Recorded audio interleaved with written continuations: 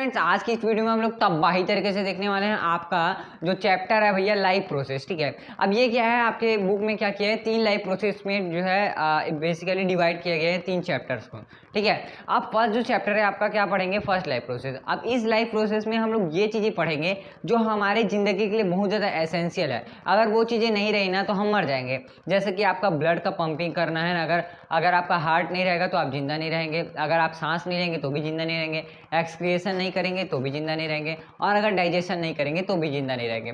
तो उन्हीं के बारे में आज हम लोग इस वीडियो में देखने वाले हैं। तो देखो भाई, फर्स्ट चीज़ आता है कि आपका डाइजेस्टिव सिस्टम। ठीक है, अब डाइजेस्टिव सिस्टम में आपको 2 चीज़ें बहुत इंपॉर्टेंट मिलेगी, क्या है, न्यूट्रिशन और न्यूट्रिएंट। देखो, तो न्यूट्रिशन वो प्रोसेस होता है जिसमें व्यक्ति क्या करता है, कोई एनिमल या कोई ऑर्गेनिज्म न्यूट्रिएंट को गेन करता है। अब न्यूट्रिएंट क्या सर जी, तो न्यूट्रिएंट वो सब्सटेंस होते हैं जो क्या करते हैं, हमारे ग्रोथ एंड डेवलपमेंट के लिए बहुत ही ज़्यादा ज़रूरी होते हैं, है ना। हमारे ग्रोथ एंड डेवलपमेंट के लिए जो ज़रूरी चीज़ें होती है उसे न्यूट्रिएंट कहा जाता है। अब 2 प्रकार के हम लोग न्यूट्रिशन ले सकते हैं, एक होता है ऑटोट्रॉपिक न्यूट्रिशन और एक होता है हेटरोट्रॉपिक न्यूट्रिशन। अब ऑटोट्रॉपिक न्यूट्रिशन मतलब कि जो खुद से फूड बना सकते हैं, और हेटरोट्रॉपिक मतलब कि जो दूसरे पर निर्भर है। जैसे कि हम लोग दूसरे पर निर्भर हैं, हम लोग क्या करते हैं, पेड़ पौधों को खाते हैं ना, सब्जी वब्जी लेकर खाते हैं ना, तो सब्जी क्या होगा, बाहर एक्सटर्नल चीज़ें, जो एक्सटर्नल चीज़ को हम लोग लेके अपना ज़िंदगी चलाते हैं।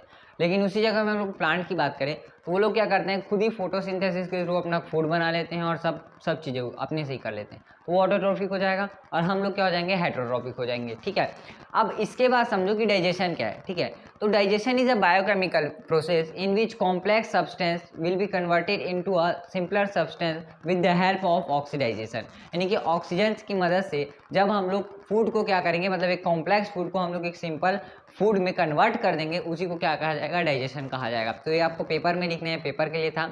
अब जरा समझते हैं कि डाइजेशन कहाँ से स्टार्ट होता है। तो देखो भाई, डाइजेशन आपके माउथ से ही स्टार्ट हो जाता है। सबसे पहले आपका जो क्या बोलते हैं मुंह रहता है ना, मुंह से ही क्या हो जाता है, डाइजेशन स्टार्ट हो जाता है। अब देखो, सबसे पहले आप अपने मुंह में क्या करोगे, खाना डालोगे, फिर उसको क्रशिंग करोगे, फिर आपके यहाँ पर क्या लगा होगा, सलाइवा ग्लैंड लगा होगा। वो क्या करेगा, सलाइवा सेक्रेट करेगा। हमारे दिन में जो है 1.5 लीटर सलाइवा निकलते हैं। उस सलाइवा में क्या रहता है, एंजाइम रहता है। ठीक है, और वो एंजाइम क्या करता है, किसी भी शुगर और कार्बोहाइड्रेट को ना ग्लूकोज के फॉर्म में चेंज कर देता है। ठीक है, मतलब हमारे मुंह से ही कितना परसेंट, हमारे माउथ से ही जो है 5% ऑफ द क्या बोलते हैं, डाइजेशन स्टार्ट हो जाता है। और जब ये फूड हमारे माउथ में जब सलाइवा के साथ मिल जाता है ना, तो उसे क्या कहा जाता है, तो क्या कहा जाता है, बोलस कहा जाता है। क्या कहा जाता है, बोलस। ठीक है, अब ऐसा मत समझने कि बोलस कावर नहीं, मतलब हम लोग ऐसे छत्तीसगढ़ी में बोलते हैं ना, बोलस कावर नहीं, वो वाला बोलस नहीं है। इसका मतलब है जब सलाइवा के साथ जो चीज़ मिल जाएगा ना फूड, तो उसको क्या बोला जाएगा, बोलस। ठीक है, अब उसके बाद वो कहाँ जाएगा, तो ये लच्छेदार आपको चीज़ दिख रहा है, इसको क्या बोलते हैं, ट्रैकाई बोलते हैं। क्या बोलते हैं, ट्रैकाई। आपके गले में भी है, खुद छू के देख लो, यहाँ पर भी क्या है, ट्रैकाई। वो ट्रैकाई से पास होगा, है ना, और जाएगा कहाँ पे, ओइसोफेगस में। अब ओइसोफेगस क्या है, तो ओइसोफेगस ना भाई एक नली है जो ना स्टमक और आपके माउथ को जोड़ता है। वो कितना सेंटीमीटर है, तो ओइसोफेगस लगभग 25 सेंटीमीटर का है। कितने का है, 25 सेंटीमीटर का। इसमें होता है क्या, पेरिस्टाल्सिस मूवमेंट। अब पेरिस्टाल्सिस मूवमेंट का मतलब मैं समझाता हूँ। देखो, टीचर बता तो देंगे भाई पेरिस्टाल्सिस क्या है, लेकिन वो नहीं बताएंगे मतलब पेरिस्टाल्सिस मूवमेंट करता है, ये बता देंगे, लेकिन कैसे करते हैं नहीं बताएंगे। तो देखो, जो आपका फूड है ना, ये है, तो ये क्या होगा, देखो यहाँ पे आउटर लेयर भी लगा होता है ना इसका, तो क्या होगा, इस फूड को आप मुझे बताओ, कोई पाइप है, उसको मैं इधर करके जाऊंगा, यहाँ पे मान लो छर्रा डाला हुआ है, अगर मैं इसको इधर करूंगा तो इधर छर्रा गिर जाएगा, इधर करूंगा तो इधर छर्रा गिर जाएगा। लेकिन ऐसा क्यों होता है कि जब हम लोग उल्टे लटक कर खाते हैं ना, किसी भी चीज़ को उल्टा लटक कर खाते हैं, तो वो बाहर क्यों नहीं निकलता, पेट के अंदर क्यों चले जाता है सर जी, तो वो पेरिस्टाल्सिस मूवमेंट के कारण ही होता है। अगर नॉर्मल केस अगर ऐसा रहता तो क्या होता, अगर हम लोग इसे इधर पलटा देते तो इधर गिर जाता खाना, इधर पलटा देते तो इधर गिर जाता खाना। लेकिन होता ये है, हमारे बॉडी में एक बहुत ही अच्छा तगड़ा टाइप का क्या लगा हुआ है, सिस्टम लगा हुआ है, जो है पेरिस्टाल्सिस सिस्टम, जो क्या करता है, खाने को ना ऐसा दबा दबा कर लेके जाता है। मतलब कि ये देखो, ऐसे खाना है, इसको क्या करेगा, पूरा ऐसे दबा कर लेके जाएगा, मतलब इसके नीचे निकलते तक ना इसको ऐसे करके पूरा ऐसे करके लेके जाता होगा, मतलब ऊपर चढ़ने का कोई वो ही नहीं है, मतलब ऊपर चढ़ने का कोई चांस ही नहीं है। तो इसी को क्या कहा जाता है, पेरिस्टाल्सिस मूवमेंट कहा जाता है। खैर, इससे क्वेश्चन नहीं आएगा। अब ये जो ओइसोफेगस रहता है, ये डायरेक्टली कनेक्टेड रहता है किससे, तो आपके स्टमक से। अब स्टमक बना देते हैं सर जी, ओइसोफेगस जो है ये रहा आपका स्टमक रहा। ठीक है, मैं ड्राइंग थोड़ा छोटा बना रहा हूँ भाई, क्योंकि बोर्ड थोड़ा है छोटा, जस्ट अभी तो खैर आपको समझना ही है ना, समझने के लिए कुछ भी बनाओ। तो ये क्या है, ओइसोफेगस है, जो कितने का रहता है, 25 सेंटीमीटर का रहता है। ठीक है, इसमें रहता है क्या, हाइड्रोक्लोरिक एसिड। अब HCl का काम क्या है, सर जी यही पूछता है पेपर में कि एस व्हाट इज द क्यों हम मतलब ऐसा पूछेगा क्वेश्चन कि why HCl is present in our stomach, stomach में ही HCl क्यों प्रेजेंट रहता है। तो भाई उसका बेसिक रीजन ये है, देखो फर्स्ट क्या करता है वो, तो HCl क्या करता है जो माउथ से एंट्री करते हैं जितने भी बैक्टीरिया, तो बैक्टीरिया का किलिंग करता है। दूसरा क्या करता है, तो दूसरा ना वो खाने को ना acidic nature acidic nature provide करता है। अब एसिडिक नेचर प्रोवाइड करने का मतलब क्या सर जी, तो देखो जब किसी भी चीज़ को आप एसिडिक नेचर प्रोवाइड कर देंगे ना तो उसके अंदर जो भी जर्म्स रहेगा वो सब मर जाएंगे, इसलिए क्या कहा जाता है उसको एसिडिक नेचर में दिया जाता है। तीसरा क्या हो जाएगा सर जी, तो तीसरा क्या है, तो जो भी हार्ड सब्सटेंस जो आपके पेट में जाएंगे ना उसको क्या करेगा वो मेल्ट करने के लिए कारगर रहेगा, वरना पता चल रहा है हार्ड सब्सटेंस गया आपके पेट में घुसर गया, पेट में जाने के बाद ये हो गया लो ये है हो जाएगा, ठीक है, तो ये नहीं होना चाहिए। तो फिर चौथा क्या हो जाएगा, तो चौथा हो जाएगा ये, हाँ ये मोस्ट इंपॉर्टेंट है भाई चौथा, कि इसमें क्या होता है प्रोटीन को ना क्या किया जाता है, पचाया जाता है, और प्रोटीन को पचाकर किस में कन्वर्ट किया जाता है, पेप्टोन में। क्या, पेप्टोन में। अब देखो इसमें प्रोटीन को पचाने के लिए कौन सा एंजाइम लगे रहता है ये भी पूछेगा, तो क्या लगे रहता है, पेप्सिन। क्या लगे रहता है, पेप्सिन। अच्छा, इसके हाइड्रोक्लोरिक एसिड से बचाने के लिए ना हमारे स्टमक के ऊपर लेयर में क्या लगे रहता है, म्यूकस। क्या लगे रहता है बेटा, म्यूकस। अब ये म्यूकस क्या है, तो ये म्यूकस जो है एक ल्यूब्रिकेटिंग सब्सटेंस यानी कि बहुत फिसला फिसला टाइप का रहता है, तेल टाइप का लगे रहता है, जो क्या करता है HCl से हमारे स्टमक को क्या करता है, बचाता है कोरोसिव नेचर से होने से, ठीक है। अब ये स्टमक तक को हमने खत्म कर लिया भाई, डाइजेस्टिव सिस्टम। अब यहाँ पर लगा होता है इसके नीचे में पैंक्रिया। क्या लगा होता है, पैंक्रिया। ये पैंक्रिया जो है यहाँ जुड़ा होता है। मैं ड्राइंग थोड़ा ठीक नहीं बना रहा हूँ, लेकिन ड्राइंग ऐसा ही बनेगा इसका, है ना। जब पेपर में बनाओगे तो आपको सादा ही बनाना रहेगा, मतलब एग्जामिनर को दिखा देना है भाई कि हमको आता है ना। एकदम मतलब एकदम सुनहरा टाइप का बना दोगे फिर भी उतना ही नंबर मिलेगा, और समझाने के लिए भी बना दोगे तो भी उतना ही मिलेगा। तो भाई मेरे हिसाब से तो ऐसे ही बनाना, क्योंकि टाइम नहीं रहता। अब पैंक्रिया है और लीवर, तो पहले लीवर का काम समझते हैं। देखो ये जो लीवर है ना, और इसके नीचे लगा होता है क्या, गॉल ब्लैडर। देखो लट्टू टाइप का लगा है, वो क्या है, गॉल ब्लैडर। अब गॉल ब्लैडर क्या करेगा पता है, बाइल जूस छोड़ेगा। बाइल जूस नहीं भैया, बाइल जूस, स्पेलिंग देख लो दादा, नहीं तो गलत सलत लिख के आ जाओगे, बाइल जूस। अब ये बाइल जूस क्या है, तो देखो बाइल का मतलब होता है पीला, और जूस पीला कलर का जूस छोड़ता है, इसलिए क्या होता है हमारा लैट्रिन क्या कलर का रहता है, येलो कलर का रहता है। और यही बाइल जब हमारे शरीर में ज़्यादा हो जाता है ना, तो हमको जॉइंडिस नाम का बीमारी होता है, यानी कि पीलिया का बीमारी हो जाता है, ठीक है। तो ये जो बाइल जूस रहता है ये क्या करता है, लीवर के साथ सेक्रेशन करके मिल जाता है, और बाइल जूस क्या होता है यहाँ पर बाहर निकल जाता है। अब सुनो, देखो भगवान का खेल, यहाँ पर बहुत ज़्यादा एसिडिक नेचर क्या था हमारे फूड के पास, लेकिन ये बाइल जूस क्या रहता है, अल्कलाइन नेचर का रहता है। किस नेचर का रहता है, अल्कलाइन। और अल्कलाइन का मतलब क्या होता है सर जी, बेसिक। बेसिक ही हुआ ना। अब अल्कलाइन का मतलब बेसिक, यानी झट से क्या हो रहा है, यहाँ से एसिड है, HCl एसिड है, और भग से क्या हो रहा है, बेस में जा रहा है। यानी कि क्या होगा, जितने बैक्टीरिया बचे भी रहेंगे वो लोग, जितने लोग लुका लुका का ले लुका रे लुका, वैसे वाले सारे ले खत्म, ये खत्म, आत्मा को समर्पण, सीधा निकल गए, ठीक है, समर्पण हो गए सीधा, ठीक है। तो उनका सीधा समर्पण हो जाता है और सीधा निकल जाते हैं वो लोग, ठीक है। तो बाइल जूस क्या होता है, यहाँ से सेक्रेट होता है। अच्छा, पैंक्रिया का काम क्या है, पैंक्रिया से क्वेश्चन आता है ना भाई, कौन कौन सा क्या क्या चीज छोड़ता है। तो देखो पैंक्रिया जो रहता है ना, वो 3 टाइप का एंजाइम छोड़ता है। अब एंजाइम क्या है, तो देखो enzyme are act like a biocatalyst, यानी कि कैटालाइस्ट मतलब उत्तेजित करना। जैसे कि अगर आग में हम लोग घी डालेंगे तो क्या होगा, आग बढ़ जाएगा, यानी घी क्या है, उसका कैटालाइस्ट है, वो क्या कर रहा है, उत्तेजित कर रहा है, ठीक है। एंड रेगुलेट, ठीक है, enzyme act like a biocatalyst which regulate the rate of speed of chemical reaction in our body, यानी कि हमारे बॉडी में जितने भी केमिकल रिएक्शन होते हैं ना, उन सबको रेगुलेट करने का मतलब स्पीड कितना ज़्यादा रहेगा कितना कम रहेगा, उसका काम किसका रहता है, तो एंजाइम का काम रहता है। तो एंजाइम ये 3 प्रकार का छोड़ता है। क्या छोड़ता है, तो भाई लिम्फेस, अमाइलेज और ट्रिप्सिन, ठीक है। तो लिम्फेस, अमाइलेज और ट्रिप्सिन छोड़ता है भाई, पक्की बात है, चलो ठीक है सर, सही बताया। लेकिन लिम्फेस, अमाइलेज और ट्रिप्सिन छोड़ तो रहा है सर जी, लेकिन उसका काम क्या क्या है, तो सुनो क्या क्या काम करता है। देखो लिम्फेस का काम है भाई, लिम्फेस का काम है फैट को पचाना। अब फैट को पचा के क्या करेगा, फैटी एसिड या ग्लिसरॉल में कन्वर्ट कर देगा, फैटी एसिड या ग्लिसरॉल में कन्वर्ट कर देगा। फिलहाल फैटी एसिड याद रखो।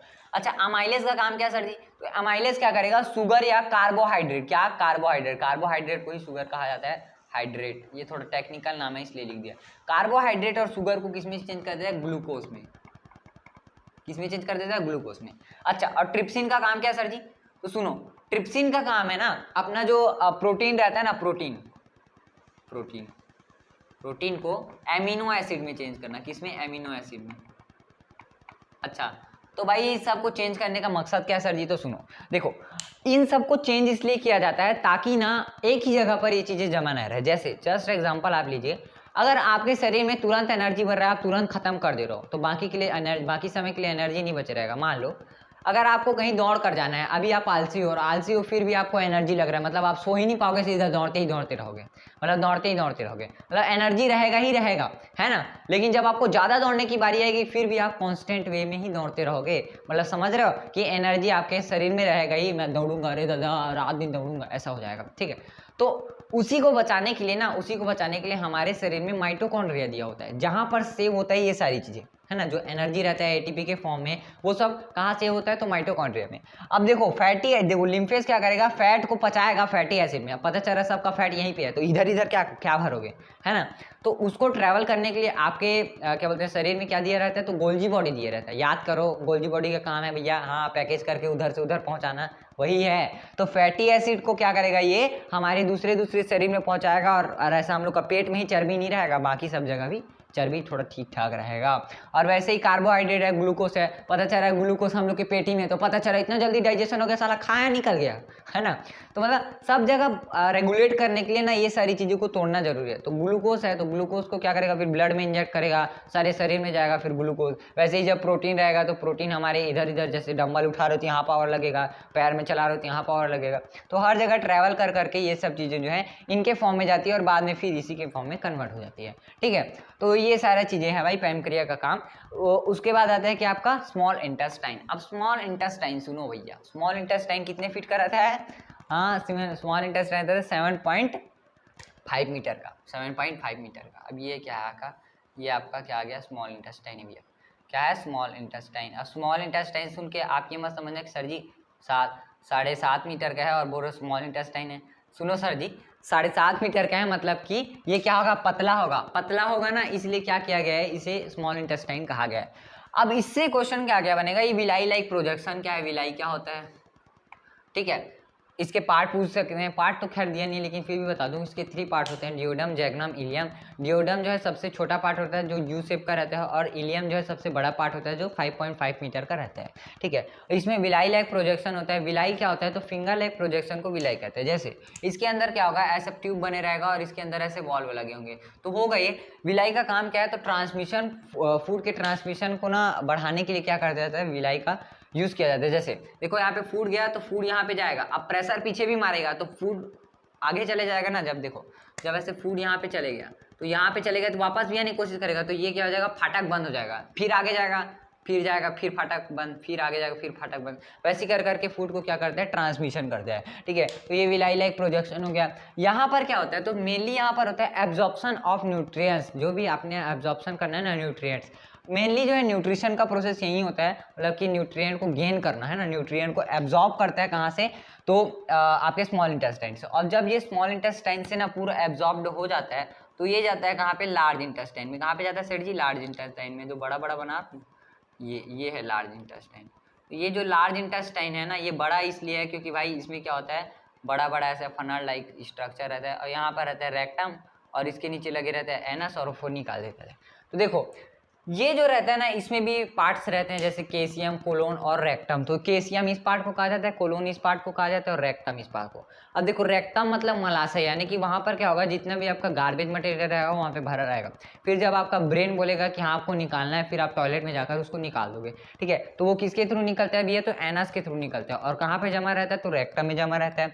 बस यही है बेटा आपका डाइजेस्टिव सिस्टम। तो इस डाइजेस्टिव सिस्टम को आपको जो है पढ़ लेना है, क्योंकि ये पेपर में आ सकता है, मतलब आएगा, पेपर में आएगा। तो भाई ये जो है आपका क्या था? डाइजेस्टिव सिस्टम, है ना। अब इस डाइजेस्टिव सिस्टम से भाई क्वेश्चन क्या क्या आएंगे बता रहा हूँ। देखो तो डाइजेस्टिव सिस्टम में क्या क्या प्रोसेस होता है? तो 5 प्रोसेस होते हैं। सुनो, इंजेक्शन, यानी कि फूड का इंजेक्शन किया जाता है। फूड को क्या किया जाता है? मुंह में डाला जाता है। उसके बाद क्या होता है? डाइजेशन। डाइजेशन यहाँ पे होगा, कहाँ पे? स्टमक में।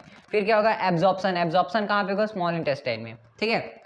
फिर होगा एसिमिलेशन, यानी कि चढ़ना। एसिमिलेशन यानी चढ़ना। तो खराब मटेरियल क्या करेगा? यहाँ से यहाँ चढ़ेगा, फिर यहाँ से यहाँ जाएगा, ठीक है। उसके बाद क्या होगा? एक्सक्रिएशन, यानी कि एनस के थ्रू वो निकल जाएगा। तो ये क्वेश्चन आ सकता है। और बाकी पूछेगा तो स्ट्रक्चरल डायग्राम बताओ और सबके फंक्शन बताओ। तो इस प्रकार से भाई आपका क्या होगा? डाइजेस्टिव सिस्टम खत्म हो गया। अब आपका नेक्स्ट सिस्टम आता है, वो है रेस्पिरेटरी सिस्टम। अच्छा हाँ भाई, तो देखो कि कुछ इस प्रकार से आपका फेफड़ा होता है, ठीक है। तो भाई मैं जो प्रोसेस बता रहा हूँ उसको आपको ध्यान रखना, जो जो बोलते जा रहा हूँ ना ध्यान से सुनना। पहले हवा हमारे नोज में जाती है, ठीक है, उसके बाद जाते हैं नॉस्ट्रिल में, फिर जाता है नासा कैविटी में। देखो नोज ये हो गया, नॉस्ट्रिल ये हो गया, नासा कैविटी मतलब देखो मोटा मोटा लगेगा यहाँ पर नासा कैविटी। फिर यहाँ जाएगा फ्लेयरिंग में, फिर जाएगा लेयरिंग में, फिर जाएगा ट्रैकाई। ट्रैकाई मतलब वही छल्ला वाला अपना ये छल्ला, ये वाला छल्ला, ये ट्रैकाई। फिर कहाँ जाएगा ब्रोंक्यूल में। अब ब्रोंक्यूल क्या है, तो ये दोनों क्या हो जाएंगे ब्रोंक्यूल। ये जो पाइप है इसको नहीं बोलते, ये दोनों जो रहते हैं उसको ब्रोंक्यूल बोलते हैं। उसके बाद ये जो नीचे आएगा तो उसको क्या बोलेंगे ब्रोंक्यूलिस। और इसी में जो लट्टू लट्टू टाइप का दिख रहा है वो क्या कहलाएगा एल्वियोलाई। क्या कहलाएगा एल्वियोलाई। अच्छा, तो आपने एक बीमारी सुनी होगी क्या, तो वो जो ब्रोंचिट नाम का एक बीमारी होता है ना, ब्रोंचिट कैंसर। तो वो कैंसर कहाँ पे होता है भाई, तो आपका फनल में हो जाता है। उसमें देखो जैसे सब लोग एकदम धुआं नहीं थूकते रहते हैं, कोई गांजा फूक रहा है, कोई सिगरेट फूक रहा है, पूरा धुआं ही धुआं कर रहे हैं। तो भाई धुआं धुआं करोगे, यहाँ पे ऑक्सीजन डालने के लिए है, फिर तुम यहाँ पे क्या बोलते हैं कार्बन मोनोऑक्साइड डालोगे तो क्या होगा उसका, तो ये हो जाता है क्या, इसका जो ये रहता है ना, मतलब जो बाहर का लेयर वो क्या हो जाता है थोड़ा थोड़ा फटने लग जाता है, और जिसके थ्रू ना वहाँ पे कैंसर हो जाता है। मतलब कि फटने नहीं लगता है, मतलब कि बोले तो उसमें और ज़्यादा मसल्स आ जाने लगते हैं। यानी कि देखो जैसे ये आपका मसल है, अब यहाँ पे क्या हो जाएगा और मसल आने लगा, फिर और मसल आने, फिर और मसल, फिर ऐसी ऐसी करके दोनों जो है एक जगह आके क्रैम्प हो जाएंगे। और आपको पता है कि कैंसर का मतलब क्या होता है अनवांटेड सेल डिवीजन, ठीक है, अनवांटेड सेल डिवीजन को कैंसर कहते हैं। तो अनवांटेड सेल डिवीजन हो जाता है और यहाँ पर फिर लंग में जो है बोलते हैं कब्ज बढ़ जाता है, और उसके बाद फिर वहाँ से ऑक्सीजन जा ही नहीं पाता, फिर वहाँ पे ब्रोंचिट नामक बीमारी हो जाती है। ठीक है, तो खैर ये आपके सिलेबस से भी बाहर है। तो इसमें मेन काम आपको पढ़ना है कि इसका एल्वियोलाई का। एल्वियोलाई का काम रहता है क्या, गैसियस एक्सचेंज के लिए क्या प्रोवाइड करना, एरिया प्रोवाइड करना। अब गैसियस एक्सचेंज क्या होता है सर जी, तो देखो हमारे ना जो पूरे शरीर में वो क्या है ब्लड है, ब्लड के अंदर आरबीसी, आरबीसी के अंदर हीमोग्लोबिन, हीमोग्लोबिन आयरन का बना होता है, किसका बना होता है आयरन का। तो हीमोग्लोबिन क्या करता है, सारे पूरे हमारे जितने भी शरीर है ना, तो उसमें ब्लड सेल्स रहते हैं पूरे शरीर में नस के थ्रू। तो वो नस के थ्रू क्या होता है पूरे जगह पे क्या हो जाता है ऑक्सीजनेटेड ब्लड ट्रैवल करता है, ठीक है। उसको पंप करने का काम हार्ट का है, उसको हम लोग देखेंगे। तो एल्वियोलाई क्या करता है, गैसियस एक्सचेंज के लिए काम करता है। अब सुनो देखो गैसियस एक्सचेंज कैसे होगा, तो हमारे शरीर में हम लोग पहले ऐसे O2 लेंगे, है ना, O2 लिए, उसके बाद CO2 छोड़े, ठीक है। तो O2 और CO2 जो रहेगा उसका अदला बदली कौन करेगा, तो वो एल्वियोलाई में ही होगा, ठीक है। तो एल्वियोलाई में जब वो हीमोग्लोबिन के साथ ऑक्सीजन को मिला देते हैं, है ना, पहले देखो हीमोग्लोबिन, ये देखो हीमोग्लोबिन यहाँ है, ऑक्सीजन यहाँ है, और एक और हीमोग्लोबिन आ रहा है, चल चल चल मेरे साथी करके, एक और हीमोग्लोबिन। अब ये वाला हीमोग्लोबिन कार्बन पकड़ा है भैया, और ये वाला हीमोग्लोबिन क्या कर रहा है ऑक्सीजन को लेने के लिए आया है। तो सर जी ये इधर से इधर चले जाएंगे, और ये कार्बन उधर चले जाएगा, और ये हमारे शरीर में चले जाएगा। अब देखो जब हीमोग्लोबिन ऑक्सीजन के साथ मिलता है तो बनाता है ऑक्सी हीमोग्लोबाइन नाम का एक क्या बोलते हैं सब्सटेंस। लेकिन जब वो कार्बन के साथ मिले रहते हैं तो उसको क्या बोलते हैं कार्बोक्सी हीमोग्लोबाइन बोलते हैं। क्या बोलते हैं कार्बोक्सी हीमोग्लोबाइन। तो एल्वियोलाई का काम भी वही है, ऑक्सीजन जाया रहता है ना, उसका भी बहुत सारे काम रहते हैं। अब वो ऑक्सीजन का क्या काम है सुनो, तो ऑक्सीजन जो है ना जब ग्लूकोज के साथ मिलता है तो वो ऑक्सीडाइज्ड हो जाता है, और वो क्या करता है बहुत सारी चीज़ों में ब्रेक हो जाता है। तो उसी के बारे में हम लोग किस चीज़ प्रकार से समझेंगे। तो देखो यार उसमें ना उसके लिए आपको चार्ट दिया हुआ है, क्या दिया हुआ है एक चार्ट। अब उस चार्ट के थ्रू आप अच्छी तरीके से समझ सकते हैं, आपके बुक में भी दिया। उसमें लिखा हुआ है क्या ग्लूकोज, जो ग्लूकोज रहेगा ग्लूकोज 6 ग्लूकोज लेंगे, उसको हम लोग पहले 3 पाइरुवेट में पाइरुवेट में क्या करेंगे चेंज करेंगे। अब पाइरुवेट क्या होता है और ग्लूकोज क्या होता है, तो आपको पता होगा कि ना ग्लूकोज बहुत बड़ा सब्सटेंस होता है, बहुत मोटा पदार्थ होता है जो आपके बॉडी में डायरेक्टली तो नहीं जा सकता है ना। तो उसी को ना डायरेक्टली ना भेजते हुए हम लोग क्या कर रहे हैं, हम लोग पाइरुवेट को भेज रहे हैं, यानी कि सस्ता चीज़ को भेज रहे हैं, है ना। प्लस सस्ता चीज़ को भेजोगे तो ज़्यादातर ट्रैवल भी करेगा और उसके पास एनर्जी भी रहेगा, और मोटा चीज़ को पता भेज रहे हो तो पता चल रहा है आपका सेल ही फट गया, है ना, गलत हो जाएगा। तो उसको पहले हमको हल्के चीज़ में यानी कि पाइरुवेट में चेंज करना जरूरी रहता है। अब 2 कंडीशन होती है जिसमें ग्लूकोज का तोड़ होता है। क्या होता है, तोड़ होता है, जिसे हम लोग ग्लाइकोलाइसिस कहते हैं। क्या कहते हैं ग्लाइकोलाइसिस, यानी कि इसमें ग्लूकोज का तोड़ना होता है। क्या होता है ग्लूकोज का तोड़ना। अब जो पाइरुवेट रहेगा 3 वो क्या होगा सेल में जाएगा, सर्च खोलते खोलते सर कहाँ करना है। तो 2 प्रकार का चीज होगा, एक होगा साइटोप्लाज्म में और एक होगा माइटोकॉन्ड्रियम। अब सुनो क्या हो, जो चीज जो है क्या रहेगा, जिसके पास ऑक्सीजन रहेगा तो ऑक्सीजन के साथ रिएक्शन करेगा और ग्लूकोज को तोड़ेगा। अब जिसके पास क्या होगा ऑक्सीजन नहीं होगा वो क्या करेगा डायरेक्ट ग्लूकोज को ऐसे ही तोड़ देगा। अब देखो जो ऑक्सीजन रहेगा ना तो वो माइटोकॉन्ड्रिया में करेगा अपना प्रक्रिया, और जब ऑक्सीजन नहीं रहेगा तो साइटोप्लाज्म में। अब इसका रीजन समझो बेसिकली कि ये माइटोकॉन्ड्रिया में क्यों कर रहा है सर जी और ये साइटोप्लाज्म में क्यों कर रहा है। तो देखो आपको पता है, मुझको पता है कि जो O2 रहेगा ना, O2 जिसके पास भी O2 रहेगा उसके पास ज़्यादा एनर्जी रहेगी, ऑब्वियस सी बात है। यानी कि इसके पास ज़्यादा एनर्जी है, यानी कि ये क्या करेगा, सेल में अंदर से अंदर तक घुसने की कोशिश करेगा। अब देखो ये सेल रहेगा आपका एक छोटा सा, यहाँ पे न्यूक्लियस रहेगा और यहाँ पे क्या रहेगा, माइटोकॉन्ड्रिया रहेगा। अब सुनो यार, ये जो प्रक्रिया है ना ये हो जाती है यहीं पे, यानी यहाँ पे फ्लूइड रहता है जिसे क्या कहा जाता है, साइटोप्लाज्मा। लेकिन जिसके पास जो है एनर्जी रहेगा वो क्या करेगा, वो अंदर घुसने की कोशिश करेगा, ससुरा वो अंदर घुस जा, और सबसे अंदर घुस के क्या कर देता है, माइटोकॉन्ड्रिया के अंदर घुसता है और वहाँ पे क्रैब साइकिल के थ्रू क्या होता है, सिट्रिक एसिड वगैरह का बनता है और वहाँ से फिर एनर्जी का प्रोडक्शन होता है, ठीक है। और जिसके पास एनर्जी नहीं रहता, जैसे क्या बोलते हैं एनारोबिक रेस्पिरेशन है, वो क्या करेगा, डायरेक्ट यहीं पे क्या करेगा, अपना जितना भी लपुड़ झपुड़ करना है वो सब करेगा और एनर्जी का क्या करेगा, प्रोडक्शन करेगा। तो ये तो ठीक है बात की बातें, लेकिन हमें ये पता होना चाहिए इस रिएक्शन में कि क्या क्या चीज़ें मिलती है। तो देखो जब ये O2 के रिएक्शन में होगा तो इसमें सिंपली एक ही रिएक्शन होगा, ठीक है, और उसमें क्या होगा, ग्लूकोज का तोड़ना होगा। अब ग्लूकोज किसमें टूटेगा, तो देखो तो ग्लूकोज टूटेगा किसमें, CO2 में टूटेगा, एक CO2 देता है और एक पानी देता है, ठीक है, और क्या देता है, एनर्जी, और एनर्जी को हम लोग किसमें दर्शाते हैं, ATP, है ना। तो ये कितना ATP देता है, 30 ATP। ATP का फुल फॉर्म क्या होता है, तो एडाइनोसिन ट्राइफॉस्फेट होता है, क्या होता है, एडिनोसिन ट्राइफॉस्फेट इसका फॉर्मूला होता है। अब ये देखो जब हम लोग इसकी शाखा निकाल रहे हैं तो हम लोग यहाँ से 2 पॉइंट निकाल रहे हैं, क्योंकि इसमें 2 प्रकार के रिएक्शन होते हैं। देखो जब भी आप क्या करेंगे पता है, कुछ भी चीज़ करेंगे, कुछ भी चीज़ पुशअप वगैरह करेंगे तो आपके ना बॉडी में मसल्स के पास पेन होने लगेगा। वो ऐसा इसलिए होता है दोस्तों क्योंकि वहाँ पे ना लैक्टिक एसिड का प्रोडक्शन होना स्टार्ट हो जाता है, उस मसल्स के पास ना O2 नहीं जा पाता है और वहाँ पे क्या हो जाता है, O2 की सप्लाई ना होने के कारण ग्लूकोज ऐसे टूटता है कि वहाँ पर लैक्टिक एसिड हो जाता है। लैक्टिक एसिड खट्टा रहता है जिस कारण से क्या होता है, वो हमारे मसल्स पर क्या करता है, पेन पैदा करता है। इसलिए जब हम लोग डिप्स वगैरह मारते हैं ना तो क्या होता है, यहाँ पे पेन होता है, ठीक है।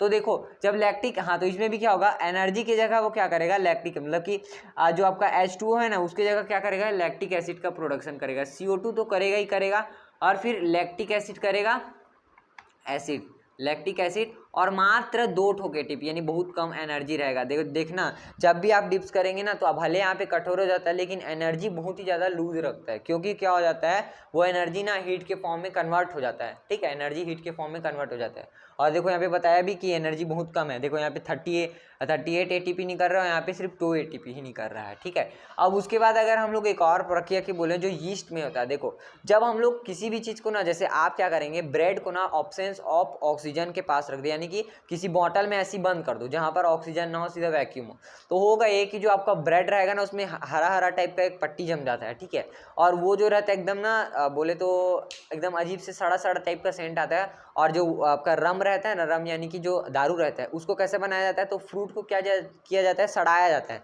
जिससे इथेनॉल का प्रोडक्शन होता है, और इथेनॉल के प्रोडक्शन को ही साफ कर कर क्या किया जाता है, आपका अल्कोहल बनाया जाता है। अब देखो ये जब प्रोडक्शन करेगा तो इथेनॉल का प्रोडक्शन करेगा, उसका फॉर्मूला होता है C6H12O6 है, क्या होता है, सॉरी C2H5OH होता है, सॉरी मैं ग्लूकोज का ही फार्मूला बोल रहा था। तो यहाँ पे क्या लिखोगे, इथेनॉल लिखोगे, इथेनॉल। लेकिन आपको एक चीज़ बता दूं कि अगर कोई आदमी ना इसको अगर ऐसे ही पी दे इथेनॉल को ना तो तुरंत मर जाएगा, क्योंकि इथेनॉल बहुत ज़्यादा कॉन्सेंट्रेटेड मात्रा में रहता है, उसको बहुत ज़्यादा कम करके मिलाया जाता है, ठीक है। तो इथेनॉल रहता है, फिर CO2 प्रोड्यूस करेगा और फिर यहाँ पे 2 ATP का प्रोडक्शन करेगा। तो इस प्रकार से कुछ आपका रेस्पिरेशन होता है फ्रेंड्स, और इसी चार्ट को आपको याद रखना है मेनली, और एरोबिक और एनारोबिक का डिफरेंस आ जाएगा और रेस्पिरेशन और ब्रीदिंग का डिफरेंस आ जाएगा, जो आप ऑब्वियसली लिख सकते हैं। जो मैंने इतना सारी चीज़ें बातें बताई ना वो सब एरोबिक और एनारोबिक में लिख देना, और रेस्पिरेशन और ब्रीदिंग में बस इतना बेसिक डिफरेंस लिख देना कि जब हम लोग एक्सेलेशन और इनहेलेशन करते हैं ऑक्सीजन का, है ना, और एक्सेलेशन करते हैं CO2 का, उसे ब्रीदिंग कहते हैं। ब्रीदिंग हो गया जब सांस लिए उसके अंदर में जो जो प्रक्रिया है, जैसे कि जो सांस रहता है नॉस्ट्रिल नासा कैविटी में गया, है ना, एल्वियोलाई में गैसियस एक्सचेंज हुई, ये सब चीज़ आपने रेस्पिरेशन में लिख देंगे। हम लोग क्या करेंगे नेक्स्ट वीडियो में देखेंगे क्या आपका हार्ट किस प्रकार काम करता है, एक्सक्रिएशन किस प्रकार का होता है, और प्लांट में क्या एक्सपिरेशन होता है, इनहेलेशन क्या होता है, जाइलम फ्लोएम का फंक्शन क्या है, ये सब चीज़ें हम लोग नेक्स्ट वीडियो में पढ़ेंगे। और नेक्स्ट वीडियो में ये चैप्टर आपका खत्म हो जाएगा। तो मिलते हैं नेक्स्ट वीडियो में दोस्तों, तब तक के लिए बाय बाय।